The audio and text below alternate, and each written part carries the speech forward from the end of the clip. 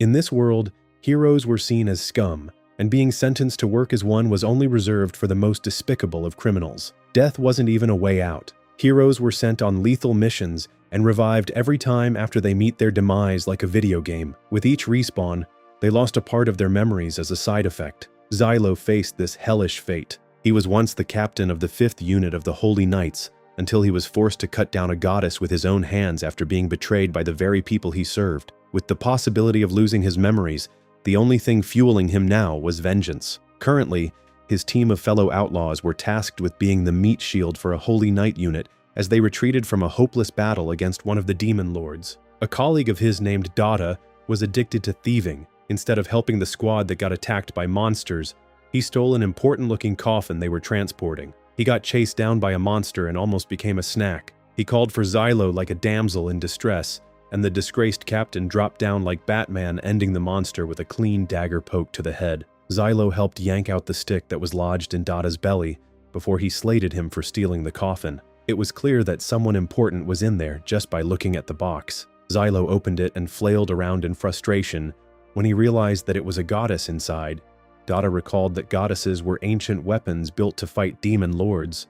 They were seen as humanity's last hope. The ex-captain told him to leave her when they heard a horn. Dada had the ability to see clearly from afar and spotted a knight unit getting wrecked by some monsters. The demonic corruption was spreading faster than expected. Dada felt like they should leave the knights to get wiped out, but Xylo wasn't about to fail their mission just because they were at a disadvantage. He pulled out his dagger with confidence that he could save them. While they were yapping, the goddess had awoken and overheard his words. She was impressed with his fighting spirit and chose him to be her knight. She introduced herself as Teorita and offered her power since praise and head pats was a goddess's motivation.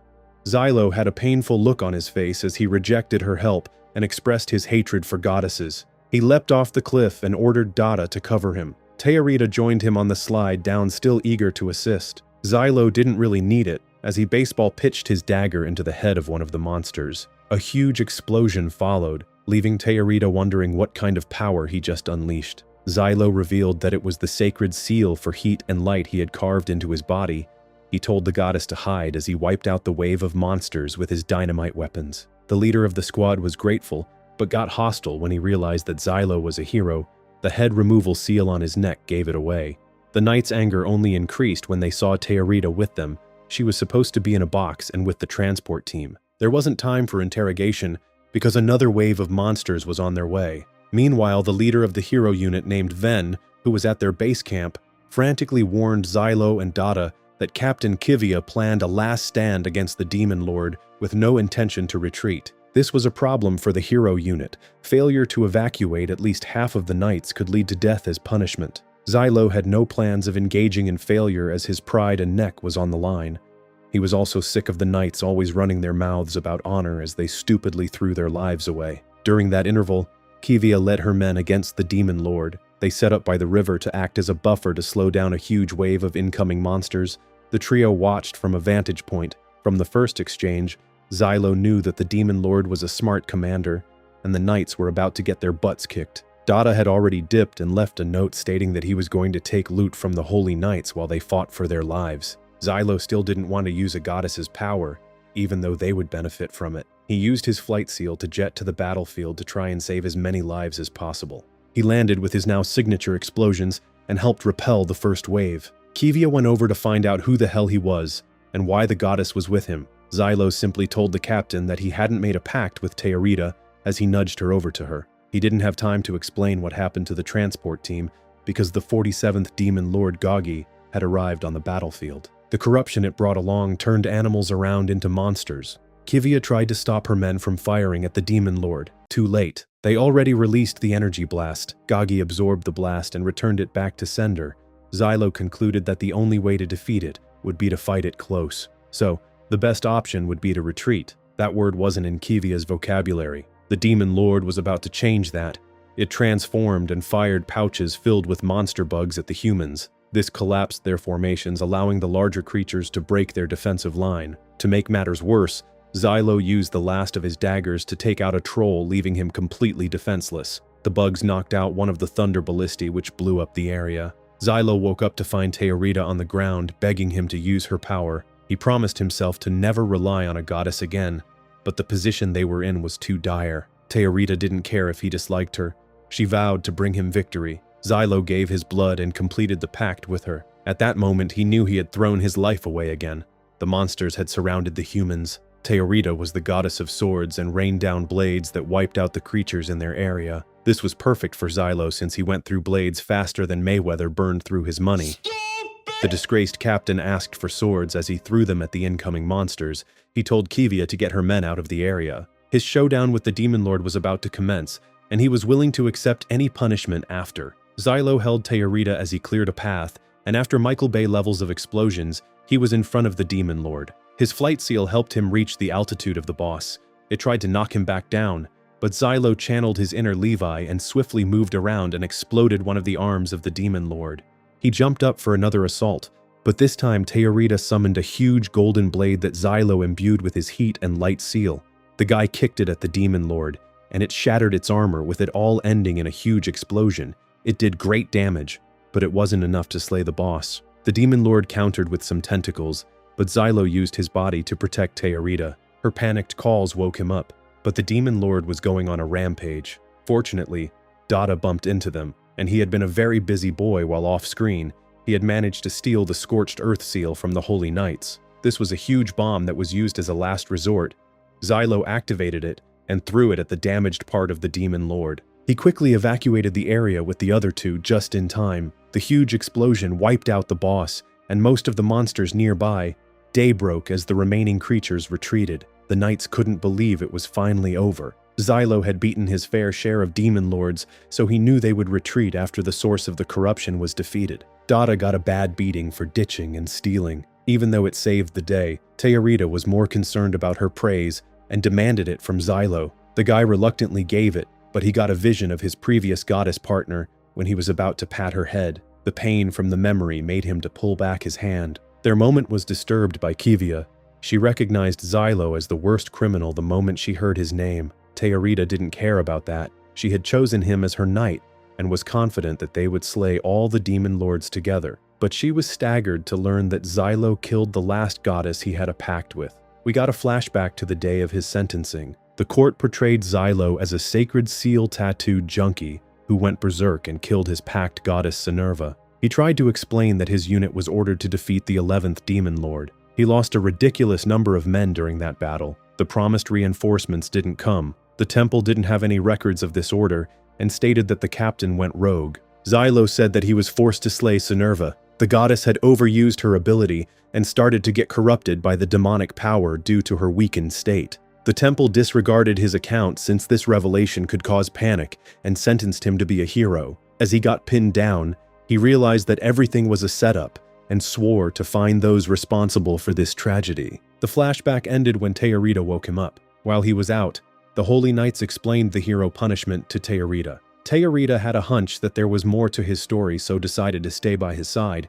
He was surprised that she was willing to keep their pact. Ven interrupted to inform him that the rest of the team had gathered, and they were moving out for their next mission. Meanwhile, Kivia was ordered to pause the transport of the 13th goddess and move on to clearing the Xuan tunnels, which had been affected by the demon corruption. The serpent was the first demon lord, and its appearance had continuously ruined their soil and forests, pushing people out of their homes. Kivia was told that the hero unit was sent to Xuan to assist her. Back with the outlaws, it was revealed that Dada was at the repair shop after Xylo's beating, so he wasn't going to be part of this mission. Teorita got to meet the other members of the team. Norgal was a delusional man convinced that he was the king of the Federated Kingdom. He launched an attack to overthrow the current authority and was sentenced to be a hero after he failed. Tatsuya sat on a rock gawking into space like he took natural herbs. He was the oldest member of the hero squad, and absent-minded condition was the proof of this. He had lost himself due to being revived so many times.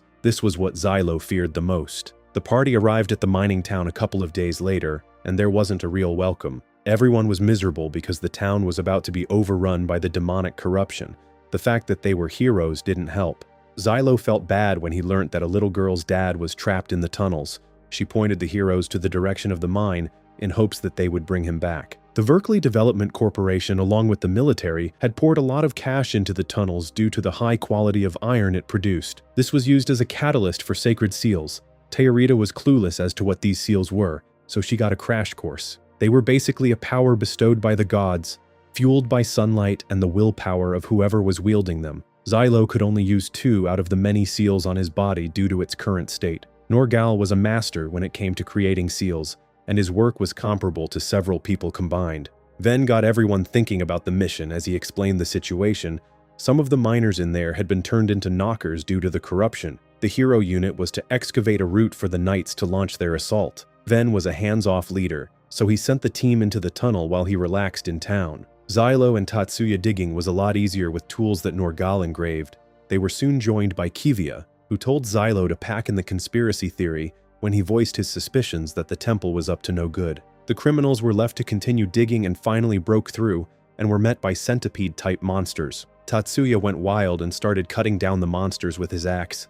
Xylo had to limit his explosions, so the spaced-out lumberjack dealt with the remaining creatures. The team set up a base of operation and put metal stakes near the corrupted area to prevent it from spreading. The seals were created by Norgal. They took a little break, which was interrupted by a distress signal from the Holy Knights. The heroes rushed into a brutal battle against the knockers.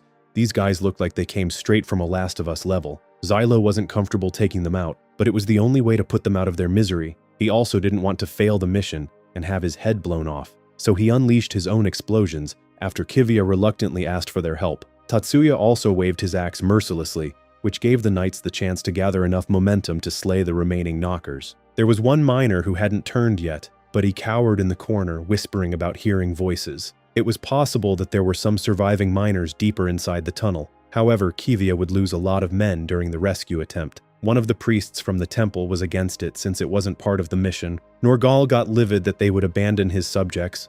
Some of the knights had to hold the crazy guy back. Xylo couldn't let them die, but the concerned look on Teorita's face was what pushed him to volunteer to go save them. Teorita wasn't allowed to go because the tunnel would be collapsed if the heroes didn't make it out on time. After all, they were disposable criminals. That decision proved to be the right one because the defenses built by the miners got busted through by the creatures. Luckily, the heroes found them in time. The miners watched in awe as Xylo and Tatsuya made light work of the monsters. However, they weren't out of the woods just yet. Norgal engraved some sacred seals on their tools for them to use as weapons, because they would have to fight their way out of the tunnels. As they prepared, one of the workers noticed the glowing clasp on Xylo's robe. The disgraced captain explained that it measured the amount of luminescence in his body. This was the energy source used to power sacred seals. Xylo had several times the luminescence of a normal man, which was why he was able to spam his explosive daggers. The next wave of monsters attacked. Luckily, Norgal had finished his carvings on the tools. The miners were exhausted after barely being able to defend themselves. The fake king had to give them a David Goggins-level motivational speech to get them prepared for the next wave. The group found themselves overwhelmed with the following monster assault, but Teorita came in clutch and rained down her swords to wipe out the creatures. She stood there proudly waiting for praise, which was given by Norgal. The delusional guy asked everyone to gather the swords so that he could engrave sacred seals on them, which they could plant in the ground to create a barrier. Xylo wasn't thrilled to hear that Teorita ran away from the Holy Knights. He made it clear that he preferred if she stayed alive and out of danger, even if it meant her being seen as useless. Hearing his worry for her made her smile. She informed him that she would try to help when she could, and Xylo was her knight regardless, so he would have to protect her if he didn't want to see her hurt. The team was able to erect their barrier just in time for the next wave. It started to feel like Call of Duty zombies. Xylo lobbed his combustible blades like grenades. Suddenly, a deafening voice brought everyone apart from Tatsuya to their knees. The guy's brain was probably too fried to be affected. He continued to cut down the creatures. Naturally, Teorita wasn't affected by the voice and nullified the effects on Xylo by holding on to him. He would need her protection because Demon Lord Lotus had finally shown itself. The voice got more intense and started to lure those affected towards it. Xylo asked for swords as he hurled them at Lotus. Tatsuya went full Father Gascoigne as he cut down what seemed like the body of the Demon Lord, but it was a decoy. Xylo spotted the core of Lotus, but he ran out of luminescence before he could throw anything. The Holy Knights arrived at the scene around the same time, and they found themselves on their knees when the voice hit them. Xylo manually cut down the demon's vines that tried to wrap around everyone. Norgal protected Teorita and forced Lotus to release everyone by burning its core with his special lantern. The Demon Lord grabbed his leg with a spiked vine and dangled him upside down like a piñata. Tatsuya held on to the Demon Lord, preventing it from destroying the only tool available that could defeat it. Teorita took the opportunity to grab the lantern and tossed it to Xylo, but Lotus pinned him before he could use it. The fake king cut off his restricted leg and poked the core of the demon lord with his blade. The damage caused it to release Xylo, who torched it with the lantern. The corruption in the tunnels was dealt with due to the extermination of the source. The families of the surviving miners were happy to have them back home safe. Ven sat there with a glass full as he commended them on a job well done. The leader of the miners was the father of the girl who showed them the way to the tunnels. She gave Xylo a flower as a thank you for saving them. He took it and handed it to Teorita, since she loved praise and gratitude. The priest got salty and planned to have the hero unit punished for the rules they broke during their rescue of the miners. Kivia told the priest to stand down and called him a coward who went MIA when the fighting started. The cleric left frustrated that he just got called out. Within a few days, the hero unit found themselves at the Murid fortress for their next impossible task. Dada was back from the workshop, and he was already planning to steal during the upcoming festival. Ven chilled with him to make sure he didn't get into unnecessary trouble. During that interval, Xylo locked himself in a cell to find peace to read, but Teorita found him and demanded he entertained her in a game of chess, since she recently learnt how to play. He refused, so she turned her attention to his reading and was surprised that he had such a sophisticated hobby. Kivia also tracked Xylo down because she wanted to discuss something with him. Teorita suggested that they use this opportunity to take a stroll around the festival while they talked. Teorita was astonished by all the food stalls around, since these delicacies were not invented during the time she was created. The ice cream stall caught her attention,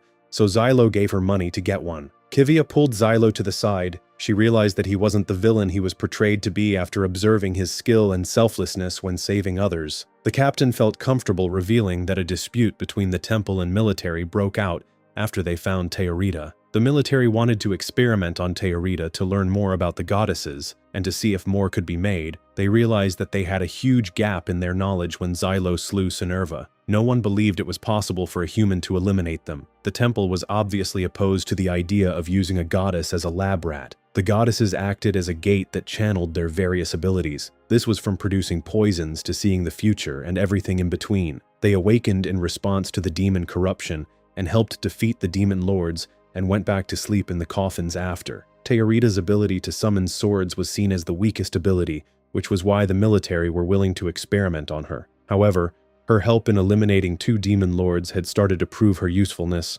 Xylo got annoyed hearing all of this and promised to make the higher-ups regret. The only way to save Teorita was to make her irreplaceable. He wanted to know what their next mission was so that he could start racking up achievements. Kivia told him that the hero unit was to defend the fortress to the death. Xylo and Ven were later summoned for more details.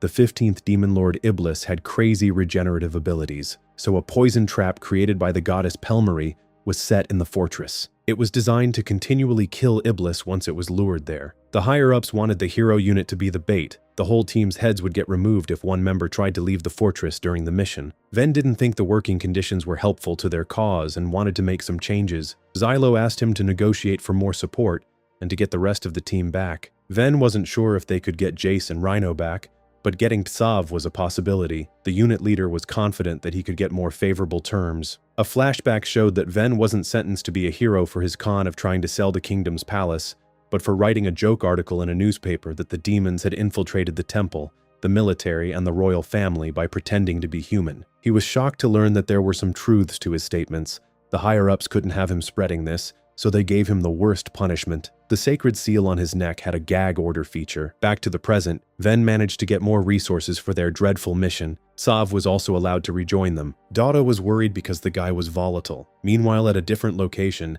Tsav validated his concerns when he removed the hand of a street performer who tried to scam him. From childhood, Tsav was trained to be a deadly assassin by the Gwen Mosa. He was sentenced to be a hero when he was captured for going on a mass elimination spree. Presently, the hero unit and Kivia made their preparations for their tower defense. They did some scouting and estimated that Iblis would be at the fortress by nightfall. Tsav also had super eyesight, so he was able to spot some monster lookouts. He took them out with his long-range thunderstaff. They later returned to the fortress where they bumped into Captain Horde of the 9th Holy Knight unit. His goddess Pelmari was with him, and they were weary of Xylo given his crimes. The poison bombs were ready, so they left before trouble started. Xylo was surprised to see that the miners came to offer a helping hand. The fall of the fortress would also put their village in danger. Norgal was happy to see them and took them under his command. Everyone got into position once the plan was finalized. The only way for them to survive this was to defeat Iblis before it reached the fortress. A burly knight expressed his disgust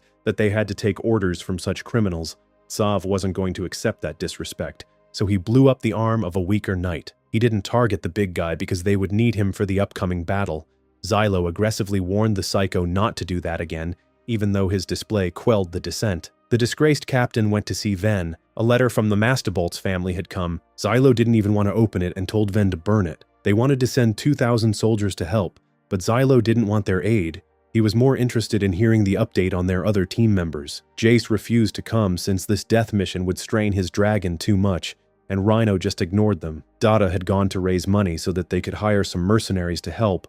Xylo didn't want the miners to fight on the front line. Night soon came, and the creatures were at their doorstep. Norgal directed the miners to fire a volley of shots that wiped out most of the first wave of monsters. They activated the barriers to repel the remaining creatures. Sav was also holding up well against the monsters that attacked his side. Meanwhile outside, Kivia led her knights on an effective offensive against the monsters. Just when it seemed like they had the upper hand, some humans riding on monsters arrived and shot fire arrows, which burned the seals on the wooden barricades. This allowed the monsters to ram through and into the fortress. The fires from the arrows had also spread. The first minor casualty was pierced by a horned monster horse. Everyone was stunned to see humans working with the demons. Teorita couldn't do anything against them since her nature was to never harm humans. The race traders made their way to the underground passage, but unfortunately for them, Tatsuya was covering that section, and he tore through them with such brutality that some of the knights puked seeing the aftermath. Back outside, Norgal had to bring out the massive cannons to deal with the huge creatures that charged toward the fortress.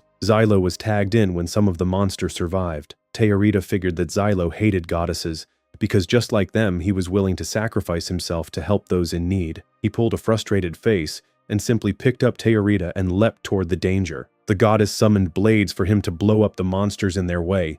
Xylo got pinned down when his leg was grabbed by a centipede creature. He told Teorita not to help him as she needed to save her energy for the fight against Iblis. Xylo got a lucky break when the arrival of the Mastibolt's family caught the attention of the creatures, allowing him to free himself and tend to his wounds. He was mad at Ven for accepting their help. The battlefield got busier when Dada came from the other side getting chased by mercenaries. The best way to get them to the front line was to steal their treasures and lure them in. The Demon Lord was confused by all the commotion, so Teorita used this opportunity to summon a giant blade that did great damage to Iblis. Xylo got a vision of his days with Sinerva, because he used to hold her the same way when they fought together. His mind returned to the present just in time to guide the Demon Lord into a trap they set earlier. Iblis sunk into a pit, leaving it open to a volley of huge blades. Teorita used almost all her power to drive the blades deep enough to pin down the Demon Lord. Xylo peered into the pit and got startled when he saw Iblis launch a few teeth into the air.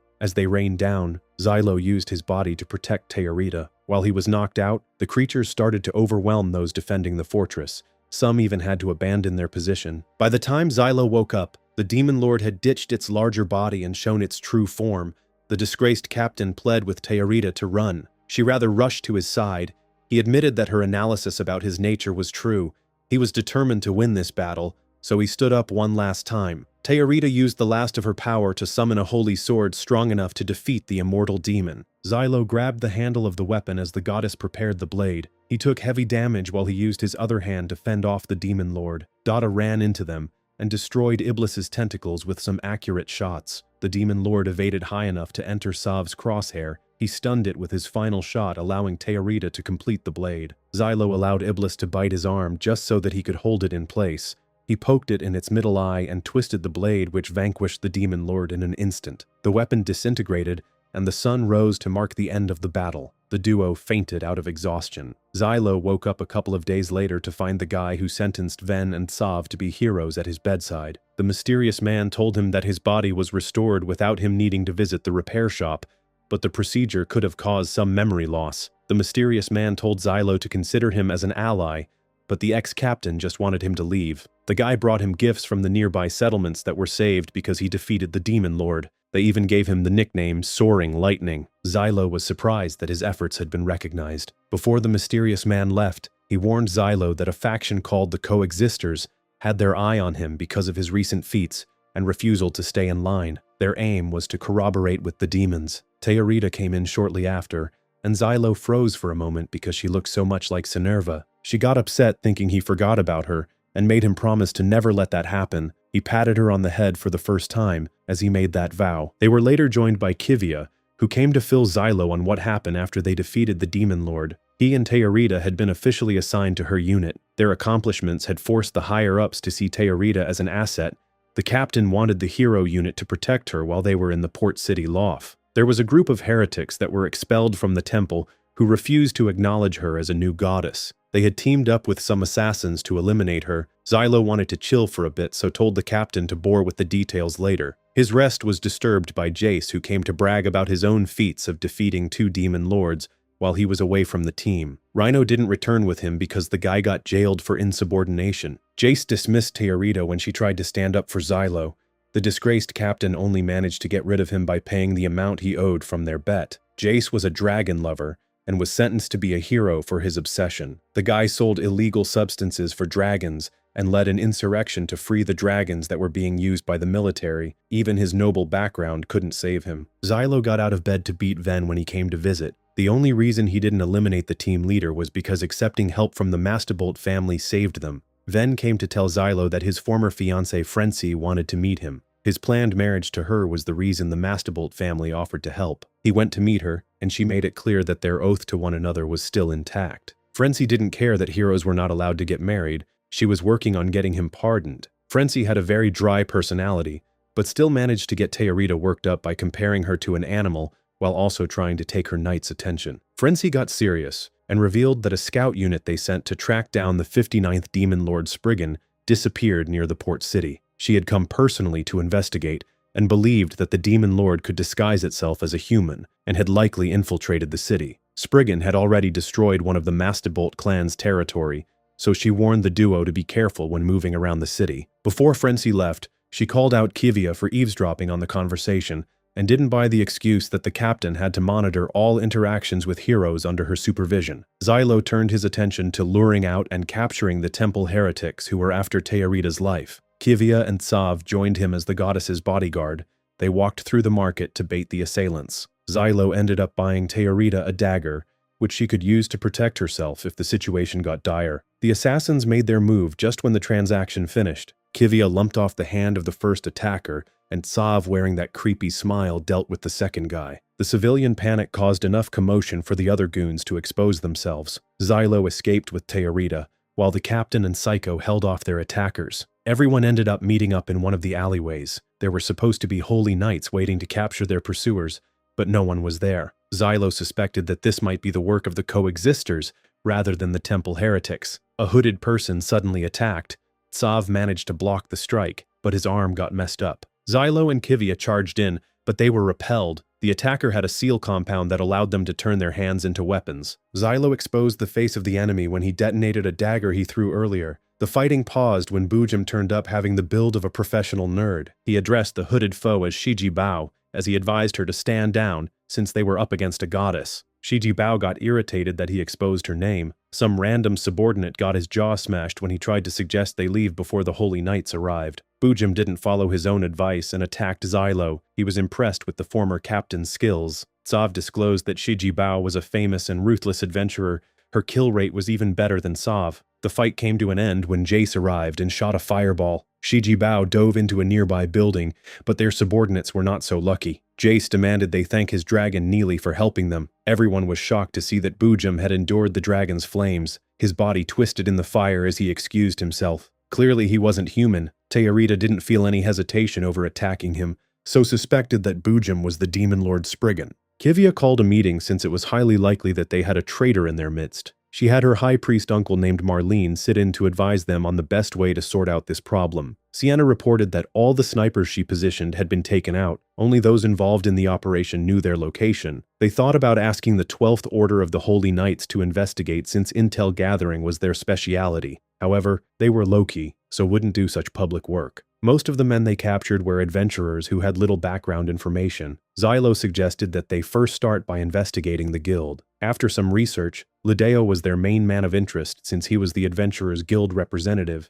He had a lot of influence in the city. Their suspicions were right, because at the guild hall, the guy expressed his disappointment that their assassination attempt failed. Shiji Bao highlighted that the heroes were far stronger than expected, and Bujum's amateur behavior didn't help. Lideo had faith in Bujum after seeing him eliminate 10 adventurers like it was nothing, so he wanted her to train him to be a pro. Shiji Bao demanded a pay raise to account for the increased difficulty in the mission. He gave her an advance, and the rest would be paid when she completed the job. Shiji Bao left to go hire her own team. The following day, Xylo dragged Dada to help him come up with a plan to get information from the guild. He proposed that Kivia present herself as a noble lady who was in a scandalous relationship with Xylo and wanted to hire an assassin to eliminate her husband so that they could be together. Kivia started to blush when Xylo told her that she looked the part. Dada did some scouting before the couple went to the guild. He informed them that it was heavily guarded with little assassins also keeping watch. Irie was the leader of the young assassins, she informed Lideo as soon as the duo arrived. He wanted to capture Xylo if possible, but if that couldn't happen, the duo was not allowed to leave alive. During that interval, Xylo could see that the guild receptionist didn't buy their little story. Luckily, they were saved by Frenzy, who was known to the guild. She requested a room to talk with the fake couple. Frenzy berated them for their stupid plan because they were about to be arrested if she didn't step in. A fight almost broke out between the two ladies, since they both had strong-willed personalities. While they argued, Irie quietly prepared an ambush, but everyone in the room already sensed them. Kivia cut off the hand of the guy manning the machine gun that sprayed the room. The little assassins were easily knocked out by Frenzy and her fiancé. Xylo blew up the top floor and was ready to fight all the adventurers that had gathered below. This was the perfect chance to take down Lideo and clean up the city. Dada started to panic when he saw the mayhem. As that was going on, Lideo started to burn all the evidence since he planned to escape the city by blending in with the civilian evacuation. Shiji Bao had hired the infamous Iron Whale to help, but they wouldn't make it in time, which was why all available adventurers were given the job of dealing with the intruders. Xylo and Co. fought off the sellswords with relative ease. Even Frenzy and Kivia started to work well together. Their momentum was stalled when Lideo had the troll he kept as a pet unleashed. Fortunately, Teorita and the other members of the hero unit came just in time to help out. They held off the fodder, allowing Xylo and Teorita to eliminate the monster with swords and explosions. The adventurers were demotivated to fight after seeing the power of the hero unit. Norgal gave them a chance to be forgiven if they became his subordinates. In that interim, Lideo got separated from Irie as they evacuated with the crowd. Dada was tailing them the whole time, and he took the opportunity to capture the guild representative. Everything was over by the time Shiji Bao and Iron Whale arrived.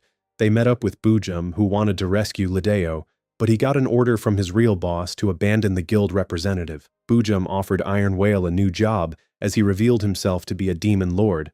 The armor-clad adventurer was willing to work for the demons as long as he got paid. Their new objective was to erase all links between the demons and Lideo. Shiji Bao was given the choice to join them or die. Her love for her life was more important than the guilt she felt for betraying humanity. Meanwhile, Lideo was brought to the guild hall for questioning. He started to talk when Xylo promised the safety of the little assassins, which he considered as his family. Lideo confessed that he was hired by a coexister to eliminate Teorita. He was a man in a black mask who told him to cooperate or die. The coexisters planned to sell out humanity to the demon lords and be made managers of the enslaved people. Lideo took the offer because he preferred to save himself and his family. Xylo harassed him for more information, so he revealed that the Black Mask Man called himself Zelkov as his alias. Kivia paused in shock when she heard his pronunciation of Zelkov. A huge blast hit the guild hall before she could ask any questions. Iron Whale used his artillery to blow up the building, but Lideo escaped using a secret hatch during the uproar. Everyone else also got out safely. However, Kivia had to find Lideo to learn more. Lideo found himself in sewers under the city where he bumped into Irie. She rammed her hand through his chest when he revealed that he gave the Holy Knight some information about the coexisters. Turns out that Sprigan had taken over her body and slew all the little assassins.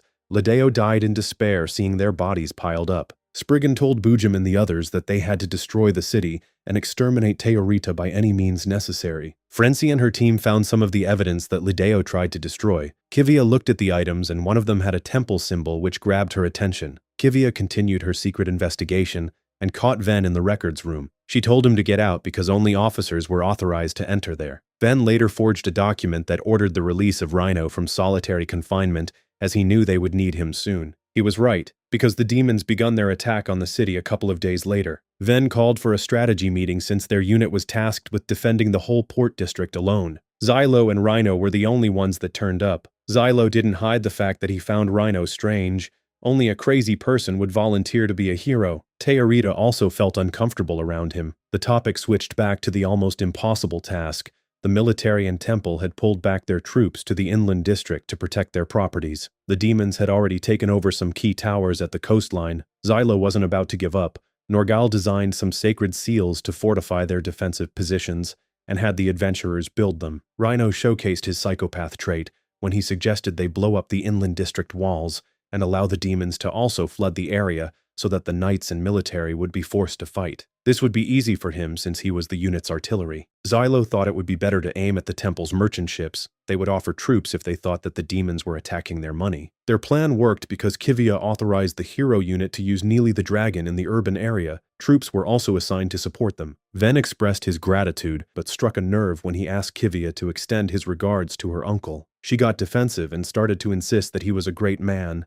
Her secret investigation had caused her to doubt him. Ven apologized for his comment and suggested that they place troops at the underground waterway. Back on the city streets, all hell had broken loose as the monsters took over the streets. The hero unit begun their extermination. Dada was their lookout and noticed that a number of creatures were gathering around a Verkli Corp building because some people had taken refuge there. Rhino blew up the monsters that swarmed them as they tried to reach those in need, but more popped up wielding thunder staffs. They opened fire on the heroes, so Rhino erected a shield that protected the team from the blasts. And like a real psycho, he shot down their attackers with little regard for the houses around. All the while, Bujum led an attack from the underground waterway and wiped out the knights that were holding that position. Kivia rushed to Marlin's side when she heard that monsters had been sighted in the inland district. He had gathered the military and holy knights to fight them off. She was impressed by his leadership, but was still conflicted by the results of her investigation about him. Kivia wanted to know which unit reported the monster sighting. Marlene gave the name of a fake unit. In that interim, the hero unit managed to save those hiding at the Verkli Corp warehouse. They were apprehensive when they first realized that their saviors were heroes, but let their guard down after learning that it was the famous sword goddess and thunder falcon outside. Xylo and Rhino planned to equip those who could fight with the thunder staffs that were inside the warehouse. They wouldn't be given enough time as the next wave of monsters already started to get closer. Jace and Neely came in clutch and burned the creatures. Iron Whale started to fire artillery shots at Jace from the tower. This forced the dragon lover to concentrate more on evading than helping those on the ground. Xylo left Rhino and Tatsuya to defend the warehouse, while he and Teorita went to deal with Bujum, who had returned to the tower. All the while, Kivia left her squad leaders in charge to finish the last part of her investigation. She told her most loyal squad leader, Rajit, about her suspicions, just in case something happened to her. Kivia went to Frenzy and pled with her to confirm her findings. Frenzy wanted a captain to owe her a favor, so she agreed to help. Meanwhile, Xylo had fought his way to the bridge leading to the tower, but he was prevented from crossing when he was confronted by Shiji Bao. After a few exchanges, she managed to apprehend Xylo with the help of the monsters. Teorita jammed her arm with her blades, just when she came in with her finishing blow. Xylo broke free from his bondage and grabbed her like he was a Dagestani wrestler. He called to Jace as he tossed her up into the air like a pancake. Neely incinerated her with a fireball attack. Rhino was also making his preparations while Iron Whale was distracted. He fired a barrage of shells that destroyed the money grabber. It also did great damage to the tower. Bujum was the last one standing. He triggered his full demon transformation, which was sustained by the blood of living creatures. He unleashed a mist that prevented Jace and Rhino from interfering with the fight. The demon lord used his blood manipulation ability to try and take out Xylo, but the disgraced captain evaded everything with his nimble movement. Teorita summoned the holy sword again when the path was clear. Xylo rushed in and poked Bujum in the eye and made him disappear with a twist of the blade. The duo headed back to town after another win where they bumped into Sprigan, dragging Lideo pleading for help. Teorita thought it was a human girl and rushed over against Xylo's warning. Her knight was right because the demon lord tried to stab her with its transformed arm. Xylo stunned it with a dagger throw, which gave Teorita just enough time to block the second attack with her blade. Tsav shot off the demon's arm as soon as he realized the goddess was in trouble, and Xylo sent it flying with a lightning kick. Sprigan retreated underground badly injured. Xylo promised to get her a better dagger and train her on how to use it. Sprigan crawled like a slug looking for a new host when Rhino caught up.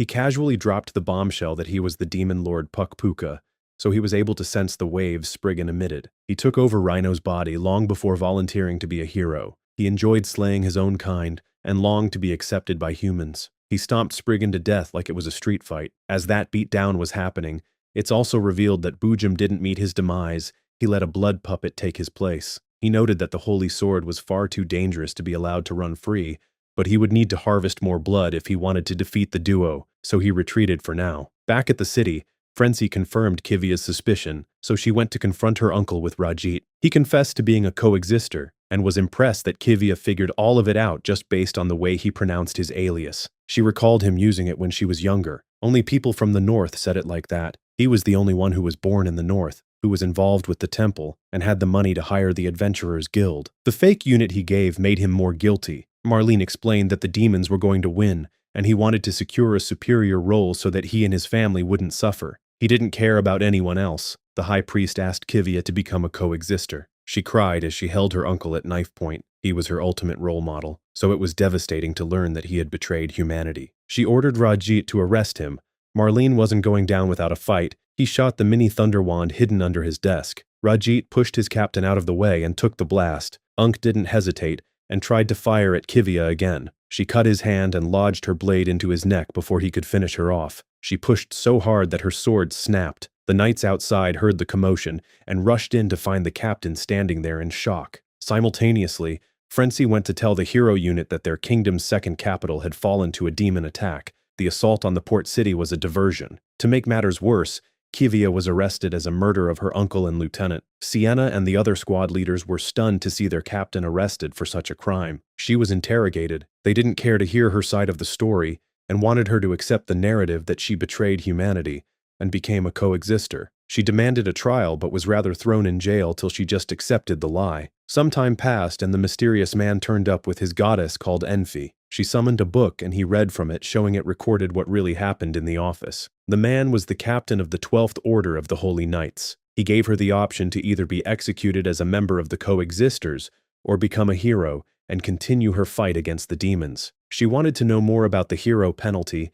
It's revealed that the first goddess had the power to summon fighting champions from another world. She did so during the first human-demon war, but the cultural differences led to misunderstandings between the natives and the heroes that were summoned. So humanity decided to summon the dead from their own world to act as their champions, which was why heroes could be resurrected. The loss of memories after each resurrection was linked to the first goddess's difficulty in remembering all the details about who she was summoning. Due to this limitation, Enfi's power to summon records of people's lives had helped the first goddess recall life stories of the resurrected heroes. There was space in the book for one more person's memory. The captain of the 12th Order didn't want to tell her why they decided to make being a hero a criminal sentence. The secrets behind the sacred seal collar and the repairs heroes undergo was also not revealed to her for now. Kivia was given time to make her decision. She agonized about it and decided to take the hero punishment because it gave her a chance to fight again. The 12th captain personally didn't want to make her a hero. He gave her a blade to complete the ritual as he sentenced her to be a hero, bringing the season to an end.